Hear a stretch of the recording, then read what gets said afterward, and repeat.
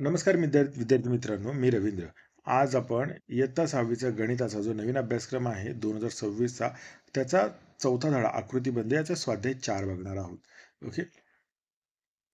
तरी या चॅनलवर जर तुम्ही पहिल्यांदा आला असेल तर सपना होमस्कूलिंग या चॅनलला सबस्क्राईब करायला विसरू नका. आता इथे बघा, हा प्रश्न काय दिलेला आपला, खालील सारणी पूर्ण करा. तर मित्रांनो, इथे काळजीपूर्वक तुम्हाला आकृतिबंध समजून घ्यायचे. इथं पहिल्या ठिकाणी आपल्याला काय दिसतं, तर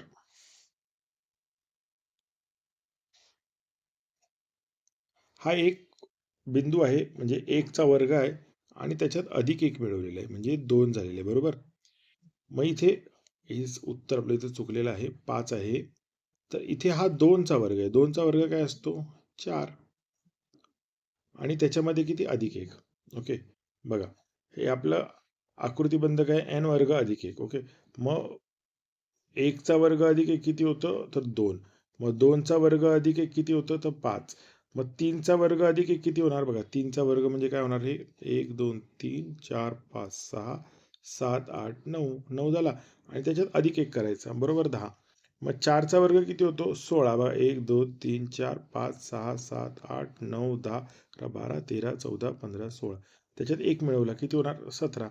मग पुढचं काय येणार? बघा, 2चा वर्ग झाला, 3चा वर्ग झाला, 4चा वर्ग झाला, 5चा वर्ग. 5चा वर्ग कसा येणार? बघा, 1 2 3 4 5.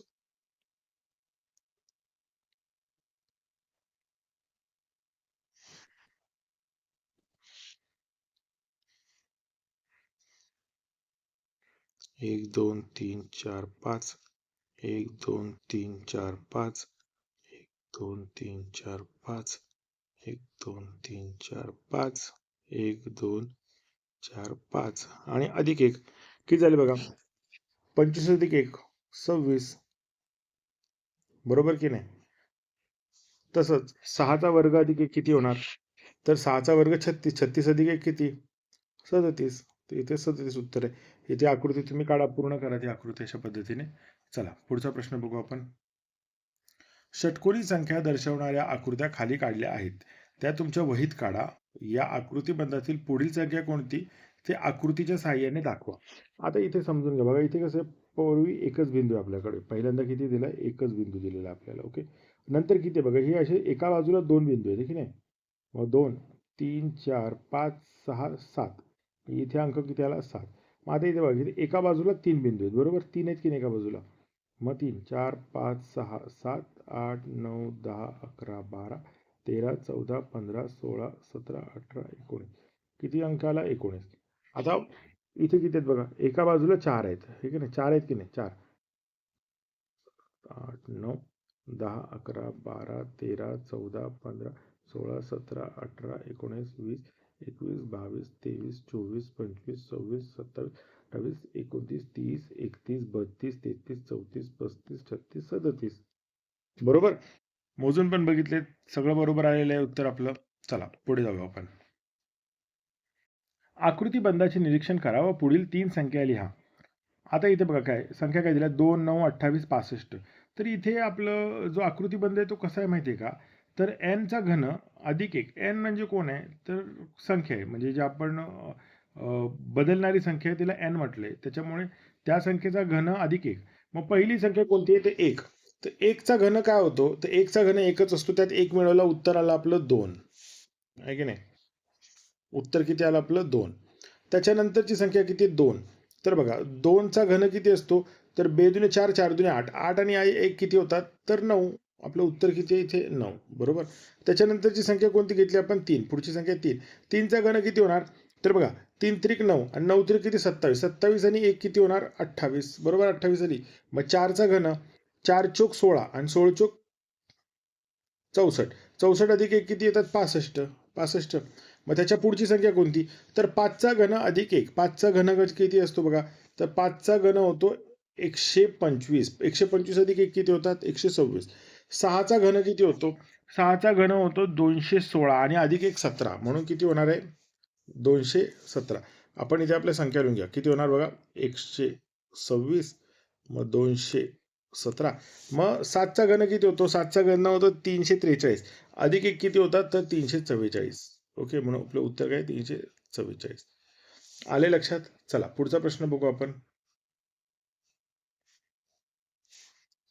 पहिल्या 5 त्रिकोणी संख्या लिहा. 10वी त्रिकोणी संख्या कोणती ते पहिल्या. ओके.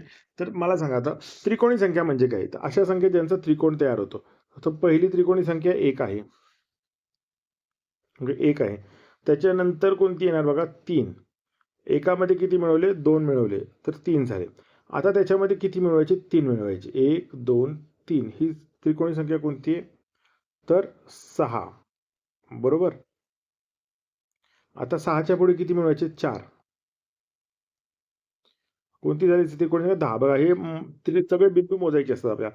त्याच्या पुढे किती मिसळायचे आपल्याला? 5. मग किती झाली संख्या? 15. आता त्याच्या पुढची संख्या शोधायची आहे. मग किती मिसळावे लागतील आपल्याला? 7. आहे की नाही? त्याच्या पुढे तर 8 मिळवावे लागतील. 1, 2, 3, 4, 5, 6 आणि 7 मिसळले आता. ओके. मग आता 8 मिसळायचे. 1, 2, 3, 4, 5, 6, 7, 8. तुमच्या लक्षात आलं आपण काय करत चाललोय? तर अशी 10वी संख्या किती असणार आहे? तर बघा याचं उत्तर कसं असतं? आधी 1, मग 2, मग 3, मग 4, मग 5, मग 6, मग 7, मग 8, मग 9 आणि 10. हे सगळ्यांची बेरीज करायची. ती बेरीज किती आहे? 55. एक सोपा फॉर्म्युला असतो. जर खूप मोठी संख्या दिलेली आपल्याला की 50वी संख्या शोधा किंवा 15वी, तर इथे एक सूत्र वापरता येतं.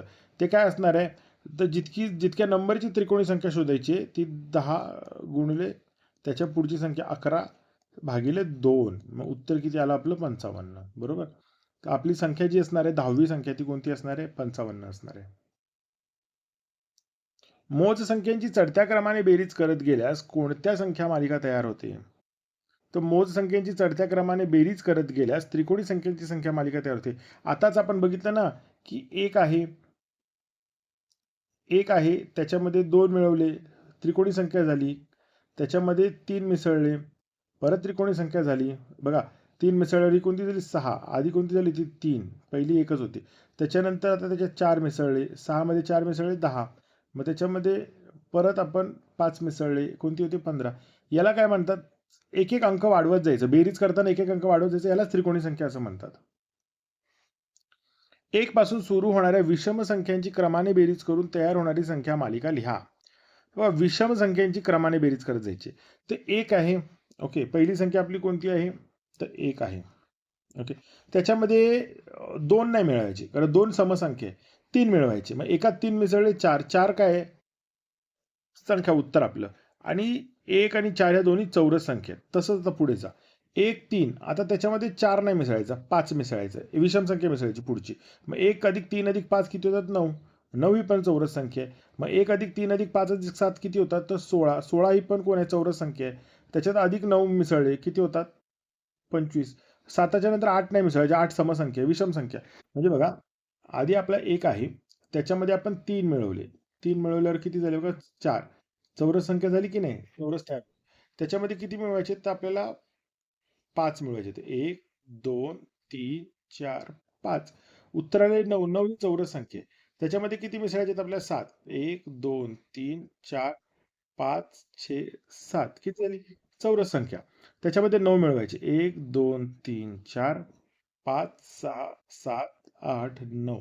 म्हणजे एक एक विषम संख्या वाढवत गेलं तर आपल्याला मिळणाऱ्या सगळ्या संख्या चौरस संख्या आहेत. कारण ह्याचा चौरस तयार होतो त्याचा. ओके.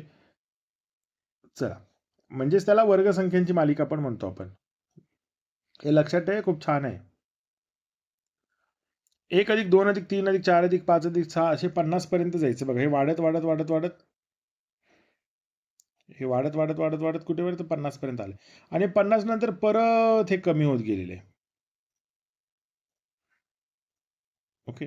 म्हणजे ही आपली मध्य संख्या आहे. मोठी संख्या कोणती? 50 आहे. तर दिले याचं उत्तर काय? याची बेरीज किती होईल? तर याला हा आकृतिबंध आहे ना n पर्यंत वाढत जातो आणि परत पुन्हा कमी होऊन 1 पर्यंत येतो. ओके. तर या होणारी बेरीज ही मधल्या सर्वात मोठ्या संख्येचा वर्ग असते. ओके. म्हणजे जी मोठी संख्या आहे ना तिचा वर्ग करायचं ते आपलं उत्तर असणार आहे. म्हणून 50चा वर्ग किती होतो? तर 50 गुणिले 50 म्हणजे 2500. 50चा पाढा येतो का? नसेल तर गुणाकार करून काढायचं 5च्या पाड्यात. ओके. म्हणजे कसं बघा 50 गुणिले 50. मग काय होणार? 0 0 5 0 0 5 5 25. हे उत्तर आलेलं आहे आपलं. चला मित्रांनो, हा स्वाध्याय कसा वाटलाय मला कमेंट्समध्ये कळवा आणि पुढचा व्हिडिओ कोणता हवा हेही मला सांगा, म्हणजे मी तो लवकरात लवकर तुम्हाला देण्याचा प्रयत्न करेन.